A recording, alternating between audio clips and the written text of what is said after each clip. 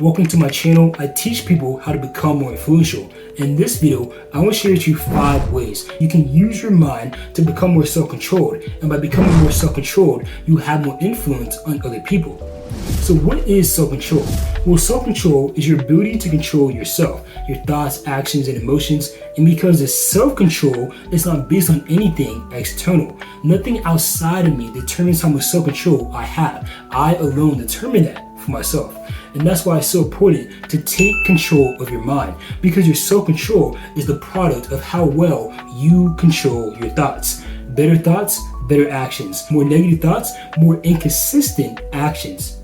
So how do we take control of our mind? Well, I love what I learned from my pastor. He gave this framework called ACT, A-C-T, awareness, capture, trade. And that when you have a thought, you first have to become aware of what you're thinking about. What am I thinking about? And then you capture that thought. You examine it and say, yo, is this thought good or is it bad? Is it aligned with the results and self-control I want to have for myself? Or is it aligned with what's unprofitable? And if you see that it aligns with what's unproductive and not aligned with the results you want to see, you do the last step, which is to trade out that thought for something that's more positive. And by positive, I don't just mean something that's like, yo, uplifting and great. I mean something that's aligned with the progress you want to make in your life. And the more you do this, the easier it will become. And that brings us to the first way we can use our mind to have more self-control, by programming it to think about what is good. See, the more we consistently do the ACT process, like I said, the easier it will become. And that's because it starts becoming a habit of saying, hey, these thoughts are not good. I don't want to meditate on these thoughts. And your brain subconsciously trades them out. Subconsciously, it looks for better thoughts to have, thoughts that are aligned with the progress you want to see. And naturally, by default, almost on autopilot, you start having self-control because you have better thoughts and your actions are aligned with those thoughts.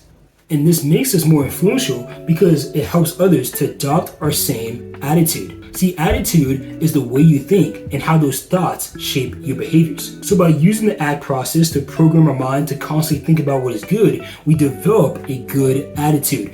Thus, we'll have good behaviors because just like actions, behaviors are a product of what we think about. They're a product of our attitude. Attitude, better behaviors. Better way of thinking, better and more consistent actions. And when others see us live out these consistent actions, that gains trust with other people. It helps us to lead by example. And this is the best part. It helps others to adopt our same mindset. See, I'm sure you heard how attitudes are contagious. For example, my friend used to have a terrible attitude. Like, I love hanging around him, but because of his attitude, I subconsciously went away from him. I subconsciously separated myself from him because like, yo, I like you, bro, but I don't want your bad attitude to get a rip on me and I become more negative simply from hanging around you, right? Because our attitudes are contagious on other people. But have you ever asked why they're contagious? Well, I believe it's because, going back to the definition, attitude is how you think and how those thoughts shape your behaviors. It's because others adopt our same attitude, which means they adopt our same way of thinking. When they see our behaviors and they see that they're positive or negative, they start having those behaviors. And guess what? By having an action consistently, it reinforces that action that you have, which then changes your thoughts. For example, put a big smile on your face,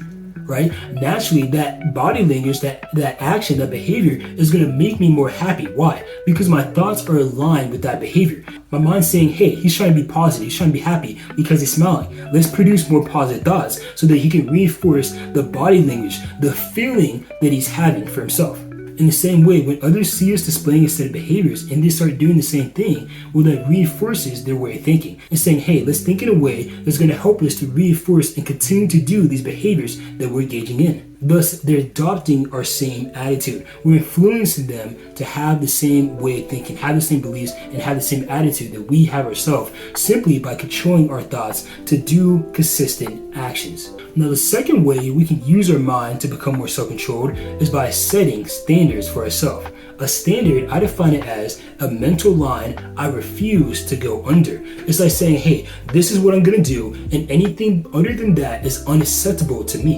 And one of the things I love about standards is that it's an expectation that you have for yourself. And your performance tends to rise or fall to the level of expectations you set for yourself. Higher expectations, well, you tend to rise that expectation because now you're pushing yourself to your limit. Your mind's saying, hey, how can we reach this goal, this aim that we have for ourselves? The problem is a lot of people don't have high standards. They have low standards for themselves, and that gets them off the path of reaching their potential and onto the path of becoming complacent. See, potential means getting better every day. So when we have a high standard for ourselves that we try to get to, a good expectation, well, that pushes us to reach our potential. It pushes us to get better. But by having a low standard, we're now on the path of complacency. And complacency means getting worse every day, because complacency is settling for an outcome that's beneath my potential. And I call that getting worse every day because of the law of entropy. See, the law of entropy tells us things tend to disorder. And I love how someone put it. While progress requires attention, but regression only requires neglect. And that if I want to get better at something, I need intentional and deliberate effort in the area I want to improve. However, if I want to get worse, all I have to do is neglect it. Because entropy is going to naturally come in and take over and make me become worse. And that's what happens when we settle. When we set an expectation that's easy for us to reach, and we get that expectation and we stop, entropy is going to come in and is going to naturally make us worse. And by becoming worse, we're going off the path of reaching our potential. And that's how standards help us to have more self-control. It gives us the motivation to do the actions that we need to do to reach and fulfill the expectations that we have for ourselves. Another way standards help us become more self-controlled is because we already know what is acceptable to us. Our brain already has a target, already has an aim, and knows, hey, everything under that is not acceptable. For example, a standard I set for myself is in the food I eat. I say, hey, I'm going to eat this type of food, and anything under this standard of food that I have for myself, the standard of excellence, I'm not going to engage in. As a result, it's become easy to have the self-control to eat better foods, because as I live out this standard, I now program my mind to focus on reaching that aim, and that produces thoughts that are aligned with reaching that aim and making it easier to exercise the actions that are needed, that are required for me to reach that expectation that I have for myself.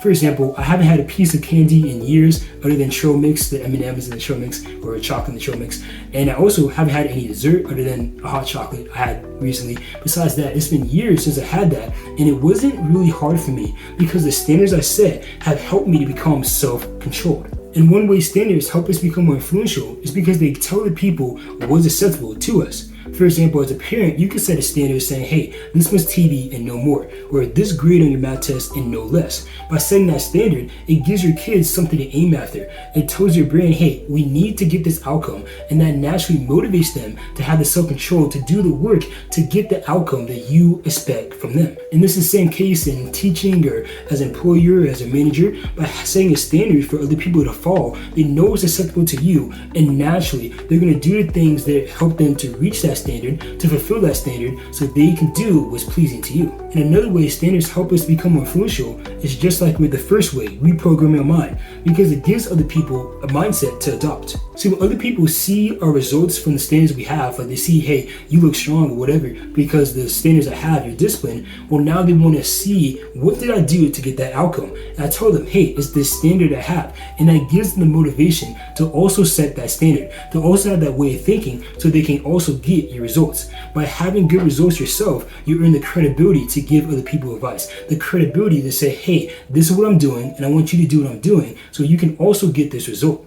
But without that standard, without that credibility, well, now you lose that possible influence of the people, because people may call you a hypocrite or just not want to listen to you, but they don't see that you are living out the results you say you can get for them. The third way we can use our mind to have more self-control is through having values. Now, value is what you perceive as important, and just like a standard, you get to choose what values you have. Right? I can choose to set a standard saying, hey, I'm not going to eat fried chicken or cake.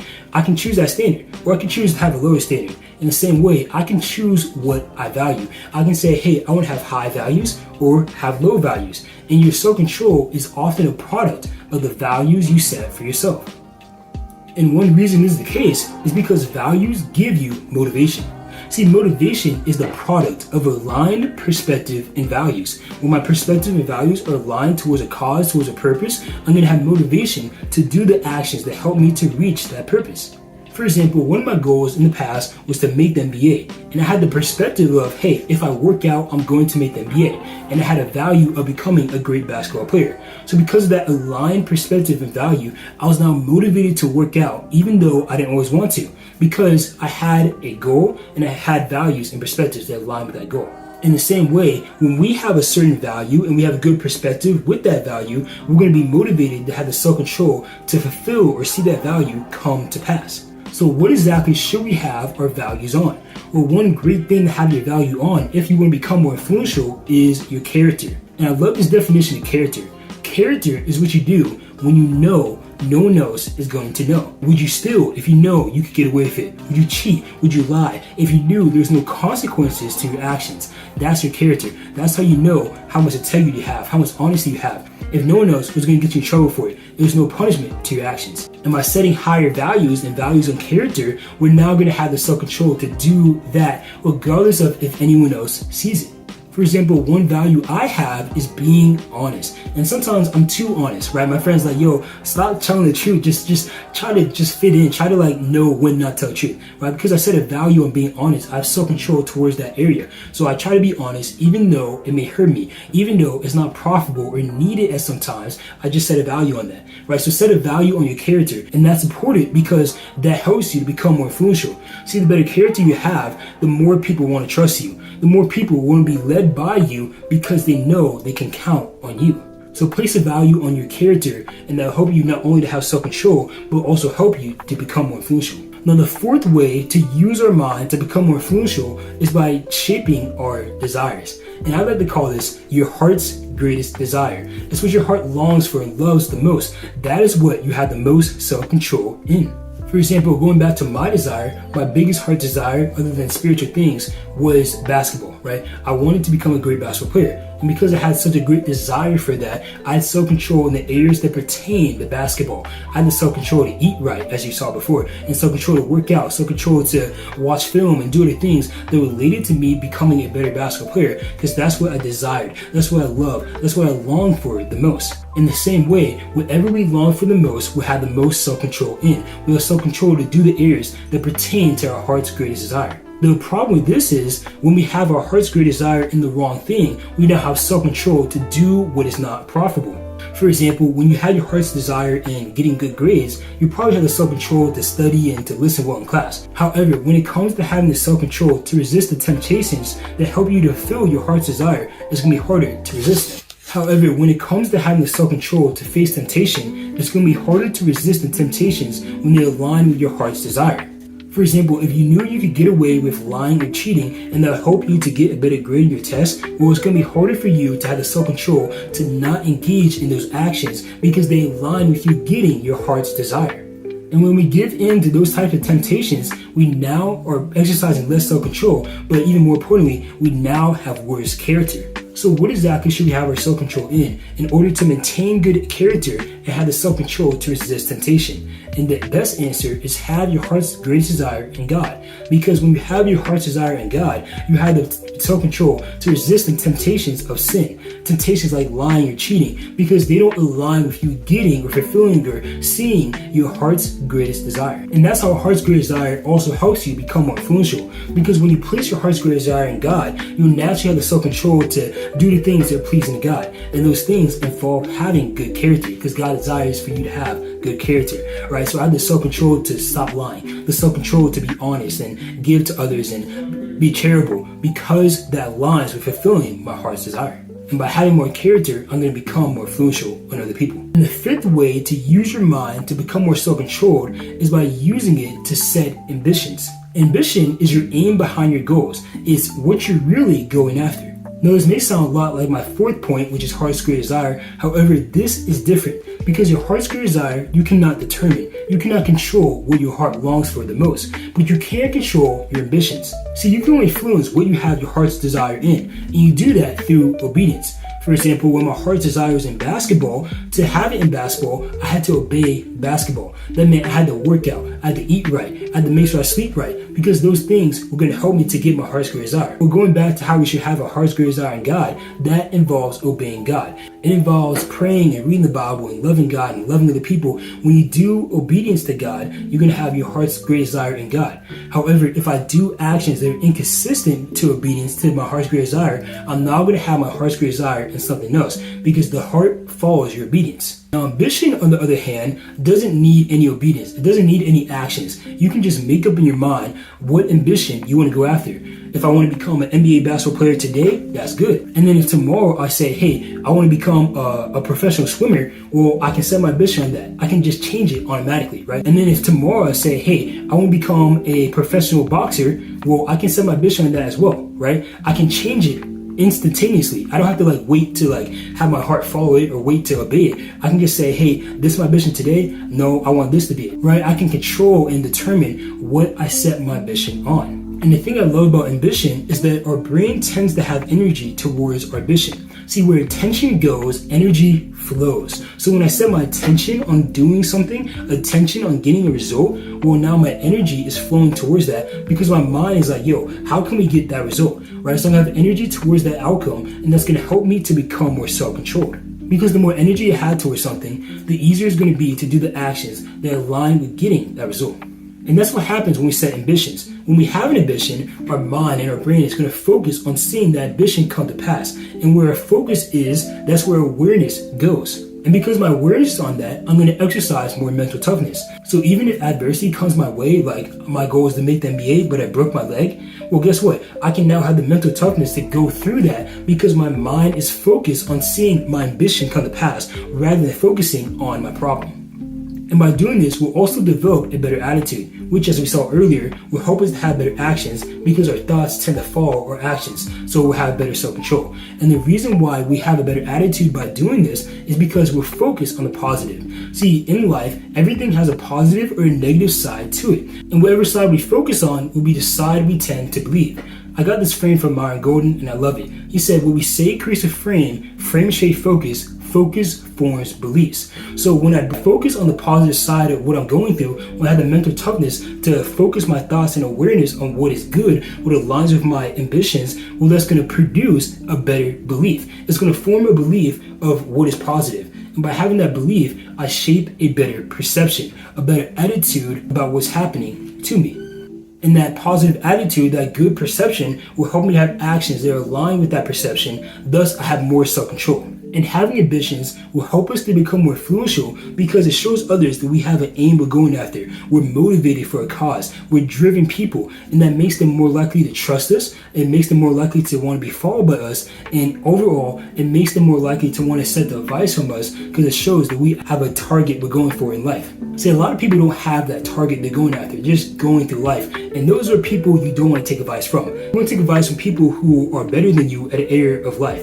So if I don't have a dream, a goal I'm going after, and it shows people, hey, this guy is not driven, and that makes them less likely to trust you when they want to receive advice. And those are the 5 ways to use your mind to become more self-controlled. You do it first by programming your mind to think about what's positive. And you do that through the ACT process. Awareness, capture, trade, become aware of your thoughts, examine them, and if they're not profitable, then trade them out for better thoughts. And when you do that, you have better actions, because your actions will be aligned with better thoughts. And they'll make you more influential, because others will want to adopt that same mindset, that same attitude, that same way of thinking, helping them to have the same behaviors and get better results for themselves. The second way is standards. And a standard is a mental line I refuse to go under. It's saying, hey, these actions are unacceptable to me, and I'm going to reach for a higher expectation. This helps you to stay on the path of fulfilling your potential and to avoid complacency, settling for an outcome that's beneath your potential. And the better standards you have, just like with the first step, which is reprogram your mind, others will want to adopt your same beliefs because they see great results that you're getting for yourself. And another way standards help you become more influential is because they show others what is acceptable to you. They show, hey, this is the expectation, this is what I expect for you to do. And naturally, their brains will be focused on reaching that aim, focused on reaching that goal. So naturally, we are influencing them to reach a higher standard, to produce better results for themselves. The third way to use your mind to become more self-controlled is by having better values. A value is what you perceive as important, and this will also help you to become more influential, because when you set a good value, like a value on your character, you naturally have the self-control to do the things that align with that value. So naturally you have better character, and that gains trust from other people, credibility from other people, and that will just help you to influence them in a better way. The fourth way is your heart's greatest desire. Whatever your heart longs for and loves the most, that is the area you have the most self-control in. And when we set our heart's greatest desire on God, we'll have the self-control to do the things that are pleasing God. Self-control to do the things that align with having good character, and that's shown for our values. Character helps us become more influential. And the fifth way is by having ambition. Ambition is your aim behind your goals. It's saying, hey, I want to get this outcome.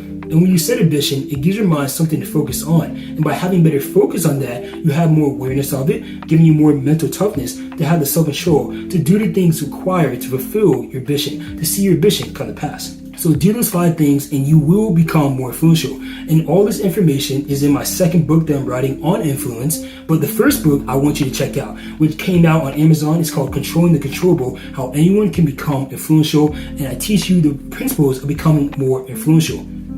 And all this information is found in my second book on influence, how to use your mind to become more influential. But I want you to buy my first book, which is Controlling the Controllables, How Anyone Can Become Influential. Because in that book, I lay out 5 principles of becoming more influential that if you do, you will become influential. And the principles are taking full responsibility for your life, serving others, leading by example, communicating effectively, and controlling your mind. I show you how to live these principles out, and by living these principles out, once again, you will become influential. So check that out on Amazon, or DM me at austin_inspiration.daily, and I'll send you the free PDF of the book. I'll literally give you the book for free. Just if you feel like it, leave a review as well. So that will help me out. I really appreciate it. Leave any comments on how I can improve my videos. That will help me out a lot. And any topics you want to see. But like I said, I'm Austin, and this channel is about becoming more influential. And I hope I helped you